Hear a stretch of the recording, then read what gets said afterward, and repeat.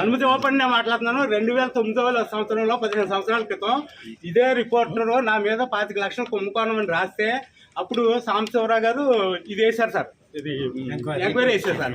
Enquiry చేస్తే అప్పుడు president గారు తన్ని రాము గారు ఇది సెక్రటరీ మీద బురద వెళ్తానికి అని భావించి హైకోర్టు నుంచి స్టే తీసుకొచ్చారు. స్టే తీసుకొచ్చి మళ్ళీ 2 మాసాలు ఆగి నేను స్టే తీసుకొస్తే నన్ను అనుమానిస్తారని ఆయన మళ్ళీ మా స్టే విత్డ్రా చేసుకుని మా సొసైటీ మీద ఎంక్వైరీ వేయండి అని మళ్ళీ ఆయన కోరటం జరిగింది సార్. కోరితే మళ్ళీ పి రామ్మోహన్ రావు గారిని ఎంక్వైరీ ఆఫీసర్గా వేసారు సార్. పి రామ్మోహన్ రావు గారు ఎంక్వైరీ కండక్ట్ చేశారు సార్. అప్పుడు అంబేద్కర్ గారు అని ఆయన ఎంక్వైరీ ఆఫీసర్గా వేస్తే ఆయన 2 మాసాలు చేయవలసింది 5 మాసాలు గడువు అడిగి ఆయనకు క్షుణ్ణంగా రికార్డులు పరిశీలించండి, దీని మీద ఏ విధమైన దుర్వినియోగం జరగలేదని 2015లో ఇచ్చేసారు. 2009లో మళ్ళీ